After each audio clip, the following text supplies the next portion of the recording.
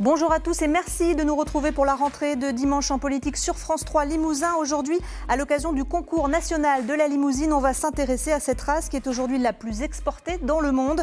Une filière d'exception mais qui connaît aussi des difficultés. On en parle avec nos invités juste après le générique.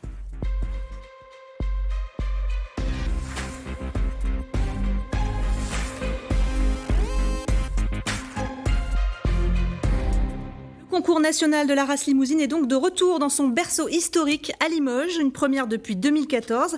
Durant tout ce week-end, près de 400 animaux sont présents sur l'esplanade du Champ de Juillet. À l'occasion de cet événement, nous allons revenir sur l'histoire de cette race, son développement, son rayonnement mondial, mais aussi ses difficultés, avec des revenus qui restent faibles pour les éleveurs et les inquiétudes autour de la PAC. Race limousine de la prairie à l'éprouvette, c'est le titre de notre émission ce matin.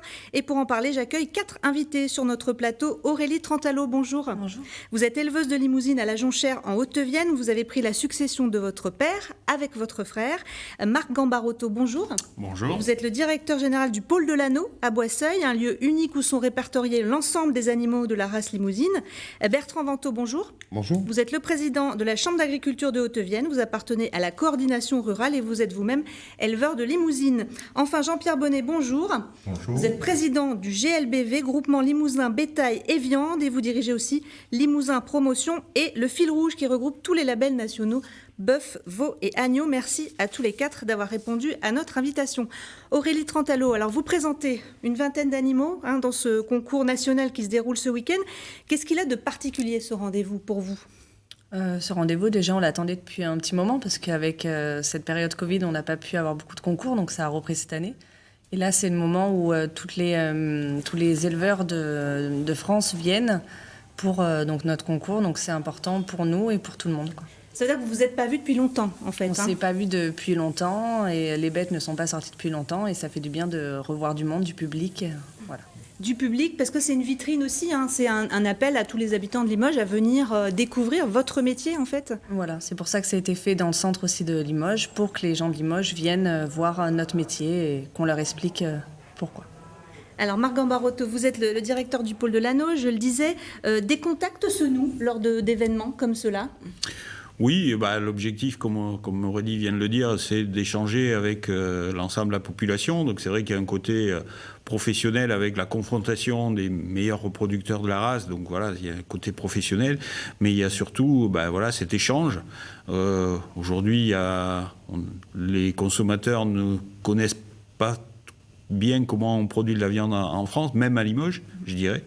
Et voilà, donc c'est l'occasion d'aller à leur rencontre, d'échanger avec eux et voilà, de communiquer. Alors justement, est-ce qu'il y a des ventes qui se font aussi sur ce type d'événement ? Alors des ventes, oui. Alors d'abord, puisqu'on organise des ventes aux enchères, donc ça c'est institutionnalisé. Et ensuite, il peut y avoir effectivement de la valorisation de certains animaux, même si le premier rôle du concours, c'est effectivement de déterminer les champions. Et donc là, dans ce cadre-là, les champions de France. C'est un peu voir comment se comportent les autres aussi, les concurrents presque, même si c'est des collègues aussi. Oui, bien sûr, il y a un côté compétition. Même si ça se fait dans la convivialité, c'est quand même une confrontation et on essaye de voir quels sont les animaux qui sont les plus représentatifs de ce qu'on recherche au niveau de la race limousine. Alors le concours, il fait donc son retour aussi à Limoges, puisqu'il ne s'était pas déroulé ici depuis 2014. Il a eu lieu à Poitiers, Châteauroux, Rennes. Jean-Pierre Bonnet, vous qui dirigez Limousin Promotion, en quoi ce concours justement est une vitrine ? Ce concours est une vitrine parce que ça permet d'aller au-devant du grand public. Et pour Limousin Promotion, qui est l'organisme de gestion gardienne des cahiers des charges, ça permet d'aller au-devant du grand public et de faire découvrir nos produits. Et notre produit Label Rouge Limousin est un produit d'excellence. Et donc on le fait découvrir aux citadins qui ne le connaissent pas toujours.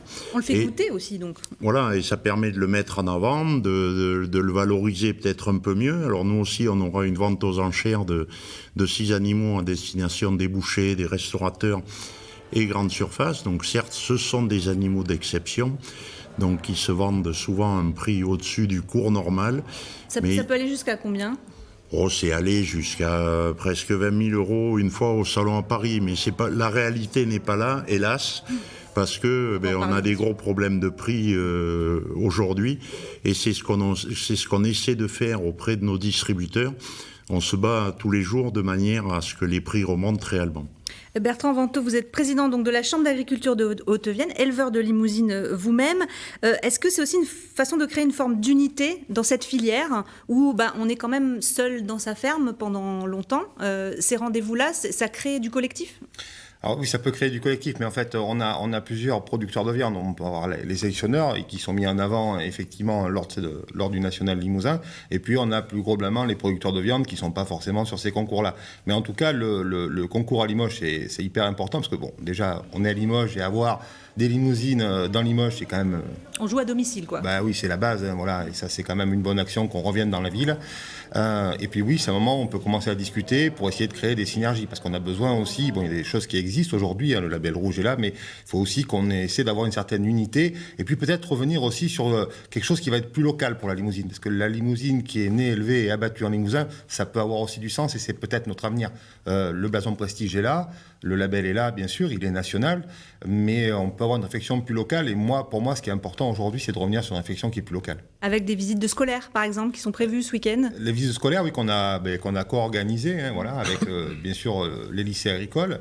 Et moi, je trouve ça vraiment important parce que même si on est à Limoges, il y a des enfants qui ne connaissent pas la limousine. Et là, ils ont pu circuler au milieu, voir ces animaux qui sont extrêmement calmes. Et puis surtout après, pour échanger avec les éleveurs, parce qu'on a un travail d'image à faire. On l'a vu, on a été, par exemple, spécistes dénigrés, entre autres. Et là, c'est un travail de s'ouvrir et être transparent par rapport aux enfants, c'est vachement important. Marc Gambarotto, les effectifs de la race, actuellement, ils se portent comment? On a une stabilisation du cheptel limousin français aujourd'hui. On a 1 100 000 vaches mères, voilà, puisqu'on compte les mères. Si on veut avoir l'effectif total, il faut multiplier par 2,5. Voilà, donc on a une stabilisation dans un contexte de déprise, justement, où on a une baisse du cheptel global, laitier, des bovins et en particulier des allaitants. Donc voilà, donc la race limousine se maintient dans un contexte plutôt baissier. Et elle se maintient en Limousin particulièrement? Oui, le Limousin représente encore plus de 40% des effectifs de la race au niveau national, donc elle est très très prégnante dans le Limousin, mais aussi en Nouvelle-Aquitaine, puisque c'est la première race allaitante de la Nouvelle-Aquitaine. Jean-Pierre Bonnet, les qualités qui expliquent le succès de cette race, vous pouvez nous les rappeler?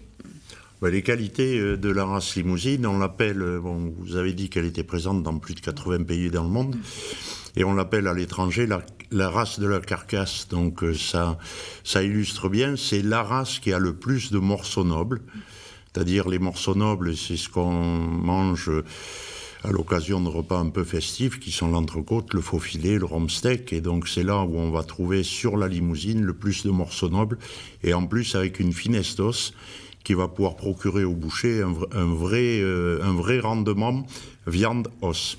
Donc c'est un argument gastronomique, puis il y a un argument aussi de facilité de vélage, comme on dit, c'est ça, c'est une race qui est facile? Voilà, tout à fait, lorsqu'on est dans des finesses d'os, il va avec la facilité de vélage, donc la vache vélera beaucoup plus facilement sans assistance, et on parlera pour le professionnel de la viande, le boucher, de graines de viande et de persillé, c'est-à-dire de gras qui va pouvoir s'insérer entre les fibres et donner la tendreté, la jutosité de la viande. Aurélie Trentalo, pour vous, ça a toujours été une évidence que vous alliez choisir ce métier? Oui, depuis que je suis toute petite, c'est une évidence. Pourquoi? Je suis née dedans, comme on peut dire. Après, moi, j'ai eu la chance que mes parents fassent ce métier, en plus la sélection. Comme j'ai toujours dit, s'il n'y avait pas eu la sélection, ces concours et tout, je ne me serais peut-être pas installée pour faire juste de l'engraissement, ça m'intéressait moins. Après, c'est vraiment un métier de passion, il faut être passionné pour le faire. Alors quand on parle de sélection, au grand public qui nous regarde, en quoi ça consiste exactement? La sélection, c'est déjà un cheptel inscrit. Après, donc nous, ce qui me concerne, c'est surtout faire les concours. Après, le cheptel inscrit, vendeur au pro, voilà. C'est-à-dire choisir avec quelle bête se reproduit quelle autre bête pour obtenir un animal. Après, tous les élevages, pas obligatoire, les sélectionneurs peuvent choisir. C'est vraiment l'élevage, ça. Après, on peut s'amuser avec plusieurs taureaux, s'amuser si on peut dire. Marc Gambarotto, cette recherche génétique qui est menée notamment au sein du pôle de l'Anneau, est-ce que ça a un équivalent parmi les autres races bovines ou c'est vraiment ça qui a fait la différence ? Alors je pense que il y a de la sélection dans toutes les races bovines, mais je pense que la Limousine, depuis très longtemps, a mis l'accent sur cet aspect-là, a organisé de manière très forte le programme de sélection et y compris a mis à disposition des éleveurs des outils. Donc à travers les techniciens et l'accompagnement qu'on peut donner aux éleveurs, et y compris le dernier en date qui est la génomique, qui est d'essayer d'aller prédire les capacités d'un animal en examinant son ADN. Voilà, on n'est pas dans la manipulation, on est juste dans la lecture.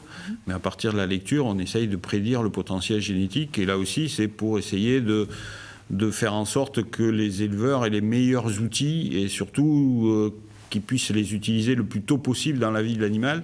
Parce qu'élever un animal qui, au final, se révèle un mauvais reproducteur, c'est perdre de l'argent.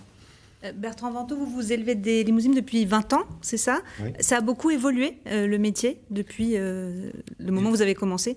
Oui, c'est un métier qui a évolué. C'est un métier qui a évolué parce qu'on a été obligé, pour s'adapter, de développer la production, pour essayer de maintenir une marge, parce que ça on le sait. Il a évolué aussi au niveau réglementaire.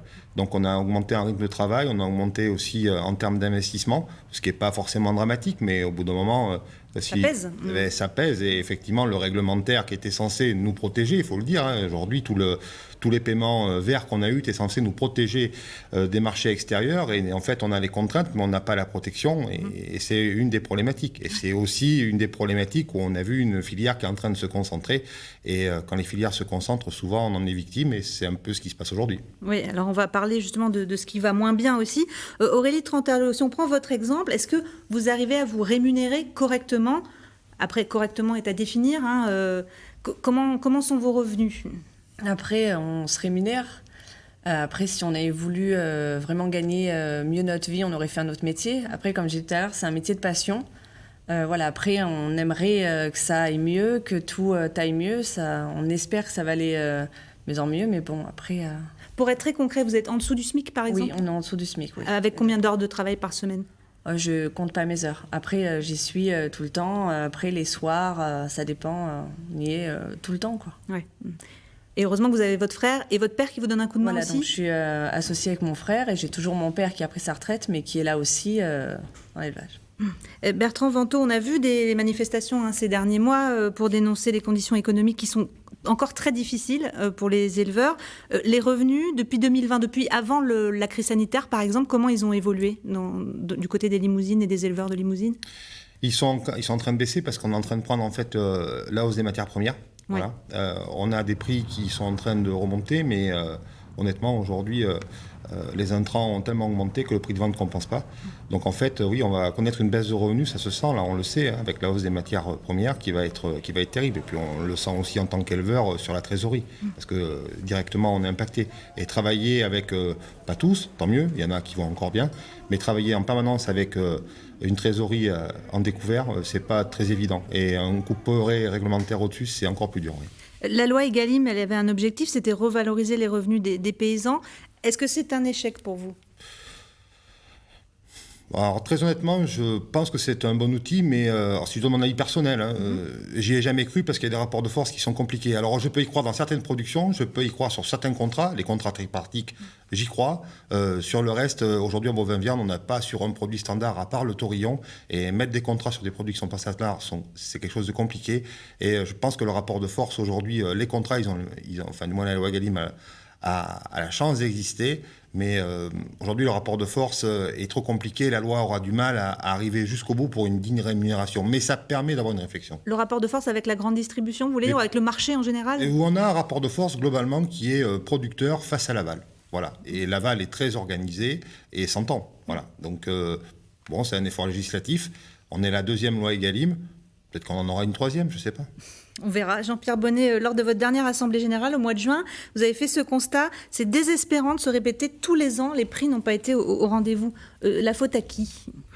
La faute, je pense, c'est ce que disait Bertrand. La faute à à une filière et à des distributeurs qui sont très bien organisés.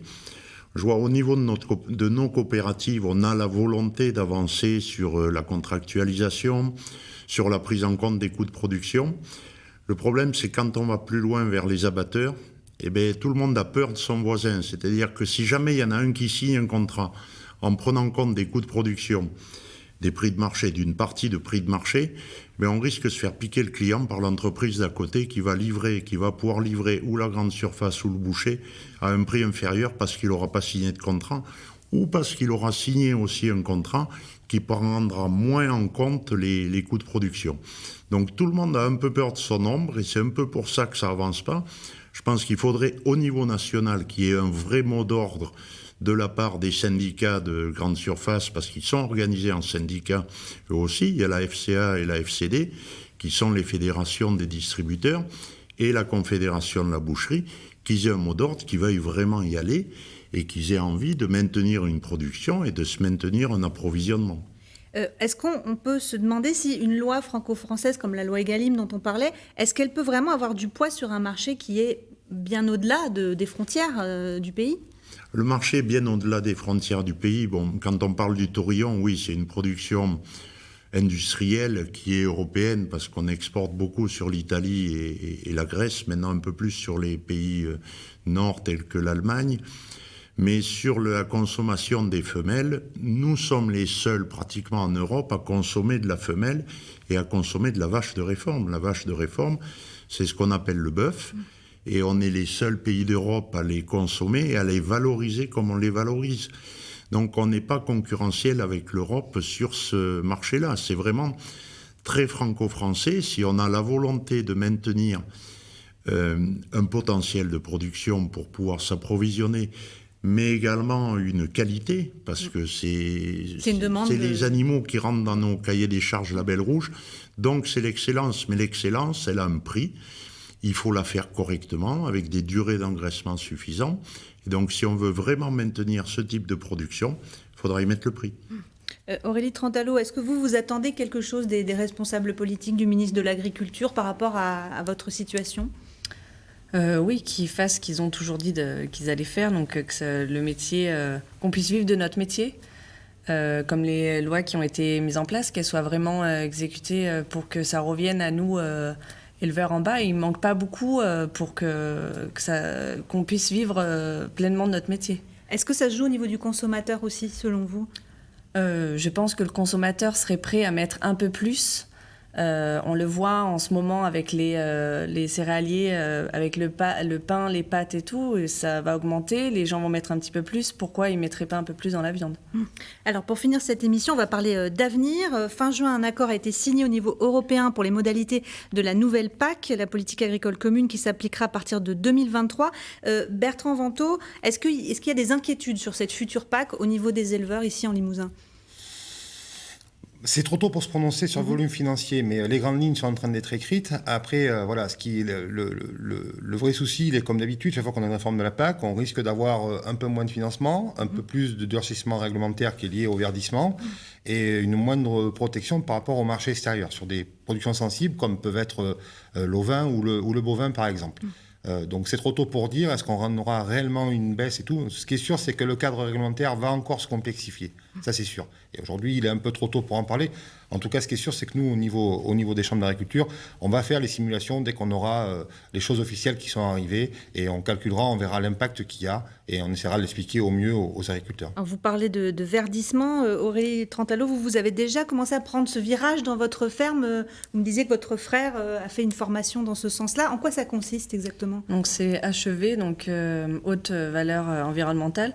Donc c'est un tremplin qu'il faut prendre, c'est pour l'environnement, c'est ce qui va nous permettre voilà, c'est ce qui je ne sais plus comment l'expliquer. C'est-à-dire avoir plus d'autonomie, par exemple au niveau de l'alimentation de vos bêtes sur votre ferme ? Non, ça n'a rien à voir, mais nous on essaye dans notre ferme d'être de plus en plus autonome. Ouais.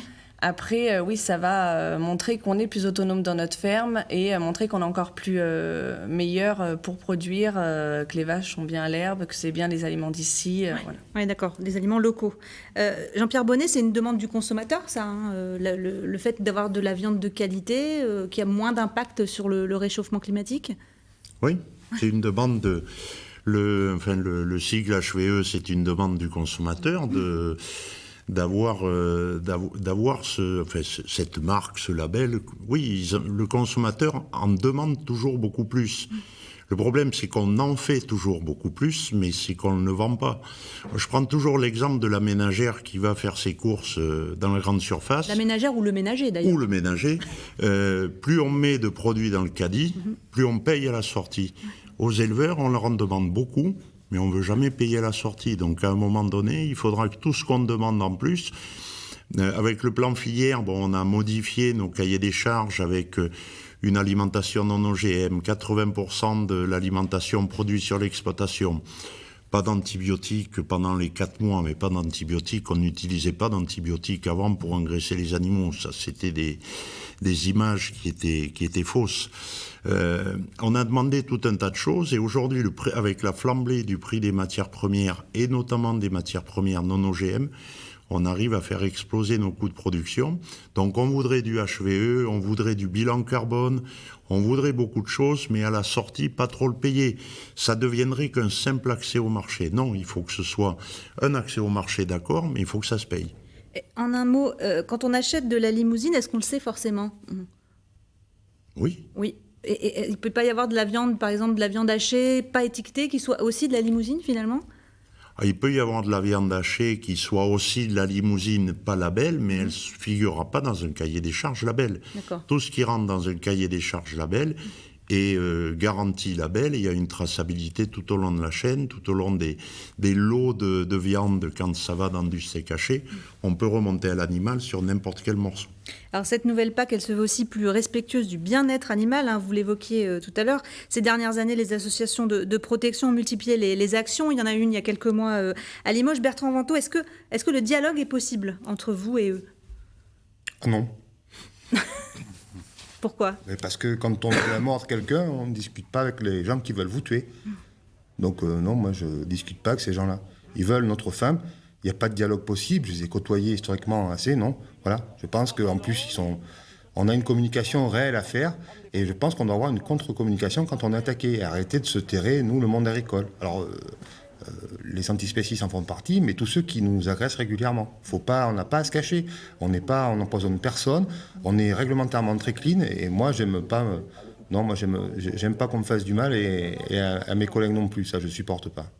Aurélie Trentalo, c'est dur à vivre pour vous ce mouvement anti-viande ou qui souhaite vraiment faire reculer la consommation de viande? Oui, c'est dur parce que nous, on n'impose pas aux gens de manger de la viande. Eux, ils veulent nous imposer tout ce qui donc arrêter de manger de la viande, qu'on pollue, qu'on tue. Enfin, voilà, tous des mots qu'on entend toujours, comme dit M. Vantaux, qu'on est des meurtriers pour les vaches, des tueurs. Donc c'est très dur à entendre pour nous, que c'est notre passion, notre métier d'entendre ces mots durs, quoi. Et justement, la race limousine, elle a une carte à jouer dans cette histoire, puisqu'on n'est pas dans l'élevage intensif. Vos vaches, elles sont à l'herbe. Oui, mais il faut pouvoir on le démontre, on le prouve, mais ça ne leur suffit pas. Donc on voit bien à Limoges, toutes les manifestations qu'il y a, pourtant, voilà, ça ne leur suffit pas. Comme dit M. Vantaux, on n'a pas de dialogue avec eux, on ne peut pas dialoguer.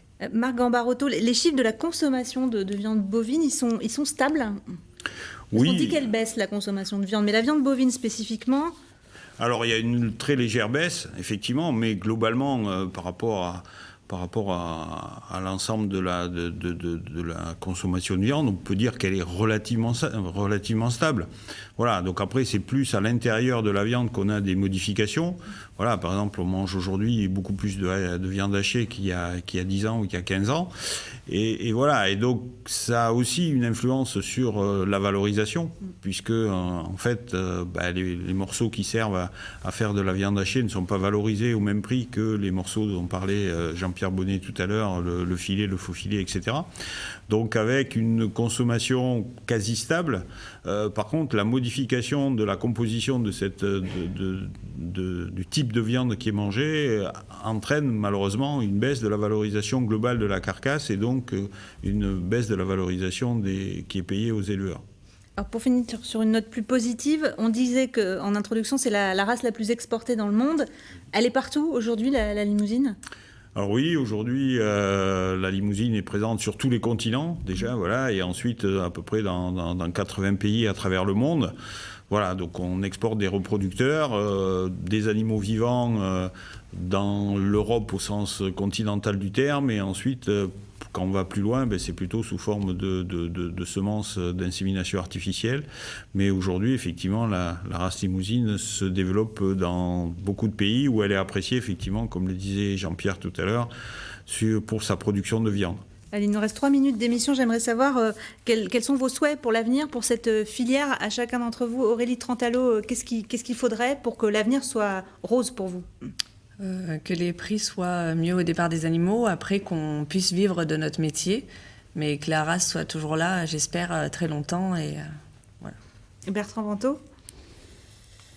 Il faut simplement que les éleveurs reprennent en main les outils et aillent affronter la filière. C'est-à-dire qu'aujourd'hui, moi je pense qu'il faut créer, mais réellement j'y crois, une marque née, élevée, abattue en Limousin avec une identification particulière. Comme une IGP porcelaine en fait. Exactement pareil, ou peut-être pas une IGP ni une AOP, mais peut-être simplement une marque, parce qu'il y a du réglementaire qui est compliqué, avec une plus-value à l'éleveur et un cahier des charges qui est assez simple, parce qu'aujourd'hui, voilà. Mais ça j'y crois, oui j'y crois. Mais je pense qu'il y a des forces économiques qui sont bloquantes, mais avec de l'espoir et beaucoup de courage, voilà, j'y crois. Je crois à ça, voilà. Jean-Pierre Bonnet, vous êtes optimiste ou pas ? Oui, bien sûr, parce on arrive à un moment où on n'est pas en surproduction, on commence, je dirais pas à manquer, mais on a juste ce qu'il faut pour pouvoir approvisionner la filière. Je dirais pas reprendre en main la filière parce que chacun son métier, mais je dirais que la filière prenne conscience qu'elle a besoin de ses agriculteurs. Et que sans les agriculteurs, la filière n'existe pas, ne pourra pas travailler, ne dégagera pas de marge. Donc il faut que tout le monde dégage de la marge et que cette marge soit partagée. Marc Gambarotto ? Oui, vous disiez tout à l'heure que, effectivement, moi je représente la race, donc voilà, la race, on souhaite qu'elle continue à se développer. Moi je pense qu'elle a des atouts et surtout, de manière plus large, effectivement, qu'on arrive à bien nouer le dialogue avec les consommateurs qui comprennent les enjeux. Effectivement, l'élevage a un impact sur l'environnement, mais il a aussi, on nous montre souvent que l'impact négatif, alors qu'il a aussi des impacts très positifs, en particulier en matière de biodiversité, surtout l'élevage à l'herbe tel qu'elle est fait en Limousine. Et donc voilà, j'aimerais que nos concitoyens prennent conscience des bienfaits aussi de l'élevage. Ce sera le mot de la fin. Merci à tous les 4 d'avoir participé à cette émission. Vous pouvez la revoir sur notre site internet. Tout de suite, c'est votre Flash Info en Limousin avec David Caldas. Puis Dimanche en politique continue à Paris. Francis Letellier reçoit aujourd'hui Damien Abad, chef de file des députés Les Républicains à l'Assemblée nationale. Nous, on se retrouve la semaine prochaine, toujours à 11h30 sur France 3 Limousin, pour une émission qui sera consacrée cette fois à la primaire écologiste avec des représentants des 2 finalistes. D'ici là, passez une très bonne semaine.